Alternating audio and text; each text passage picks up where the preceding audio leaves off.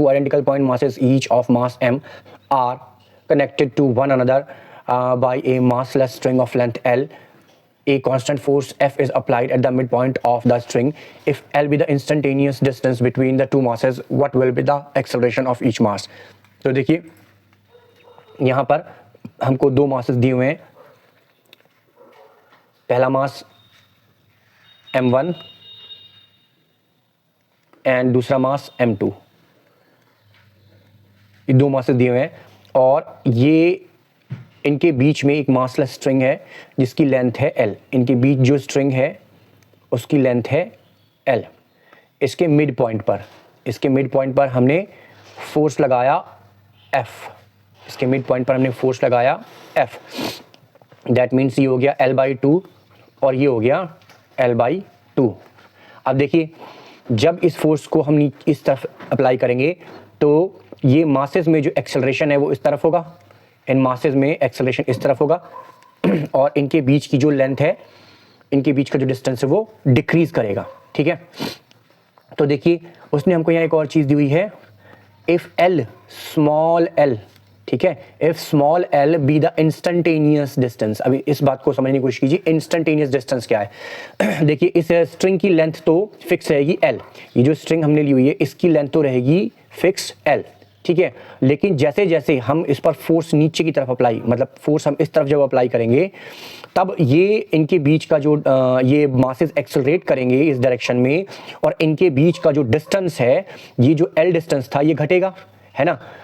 अब ये जब L डिस्टेंस घटेगा तो ये टाइम के साथ साथ घटेगा ना, तो इसलिए उसने इस डिस्टेंस को बोला हुआ है इंस्टेंटेनियस डिस्टेंस. इंस्टेंटेनियस डिस्टेंस का मतलब ऐसा डिस्टेंस जो टाइम के साथ चेंज हो रहा है, उसको उसने हमको दिया हुआ है L, है ना, स्मॉल l.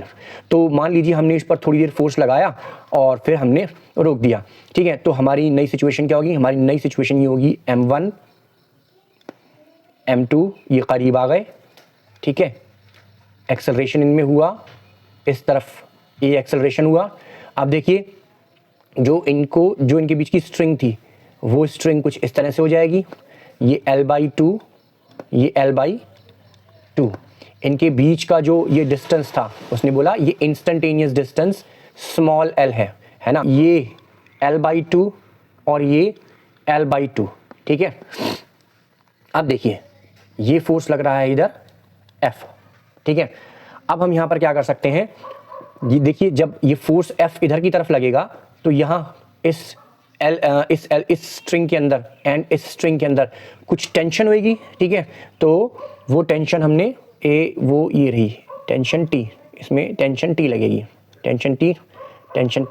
ठीक है, देखिए अब हम क्या करते हैं, ये जो टेंशन T है इसको हम दो रेक्टेंगुलर कंपोनेंट्स में रिजॉल्व कर लेते हैं.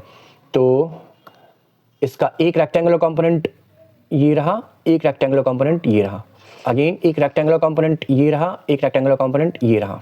ठीक है, यहाँ पर हम इसका ये थीटा ले लेते हैं हॉरिजॉन्टल कंपोनेंट से थीटा ले लेते हैं.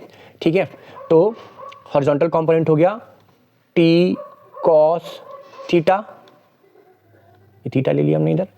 ठीक है, ये भी अगेन T cos थीटा और ये हो गया T sin थीटा और ये वाला vertical component again T sin theta.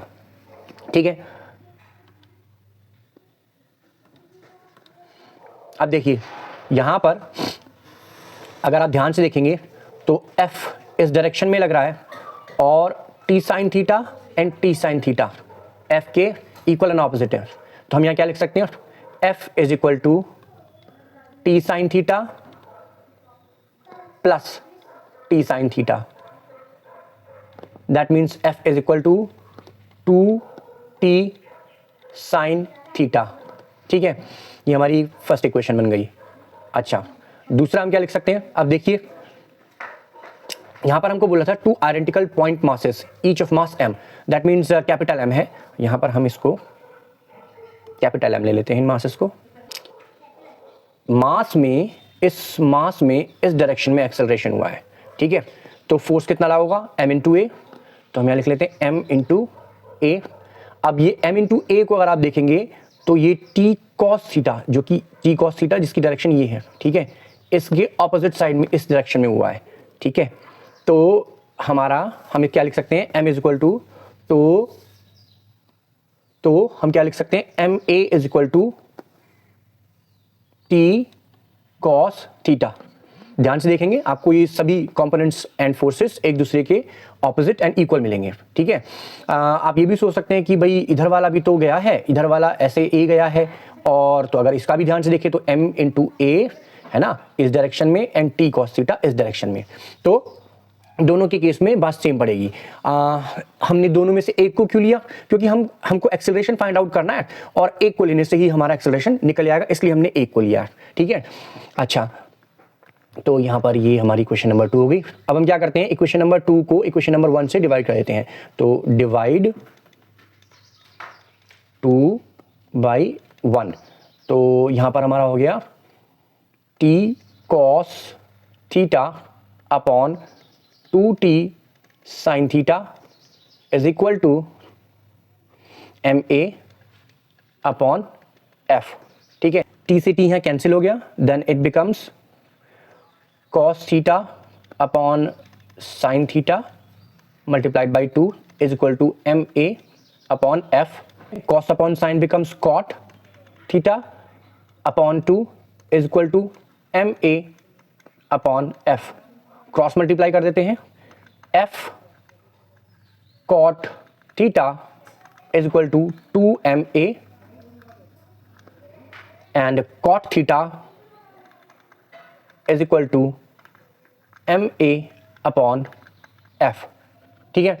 अब यहां देखिए ये एक राइट एंगल ट्राइंगल है, ये एक राइट एंगल ट्राइंगल है, ये 90 डिग्री का एंगल है, तो यहां पर हम पाइथागोरस लगा करके cot की वैल्यू फाइंड आउट कर लेते हैं। हमको पता है cot is equal to base upon perpendicular, ठीक है।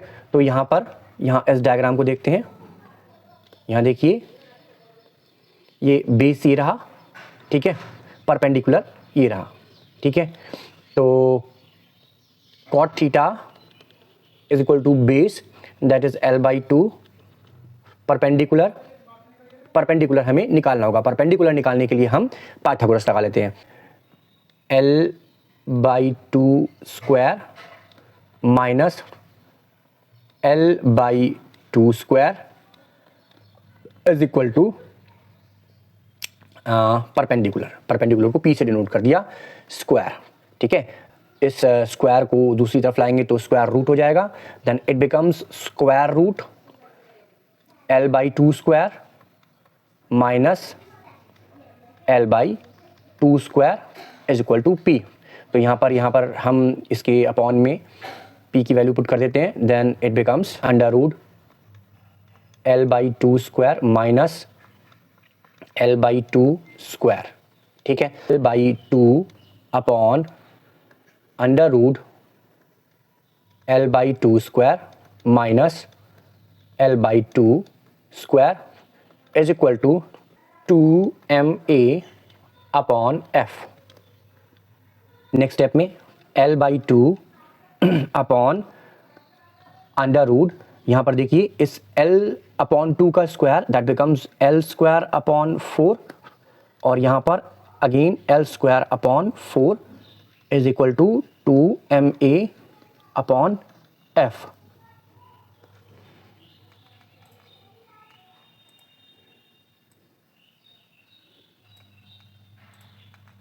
अब देखिए यहाँ पर हमने एलसीएम ले लिया 4, then it becomes l square minus l square, ठीक है। नेक्स्ट स्टेप में हमारे पास ये हो गया l/2 अपॉन ये सारा स्क्वायर रूट में है, ठीक है। तो 4 का स्क्वायर 2 वो बाहर आ जाएगा, और ब्रैकेट में अंदर बचेगा l square minus l square, और 1/2 बाहर आ गया is equal to 2ma upon f। अब यहाँ देखिए इस वाले 2 से ये वाला 2 कैंसिल हो गया, then it becomes l upon under root l square minus l square is equal to 2ma upon f।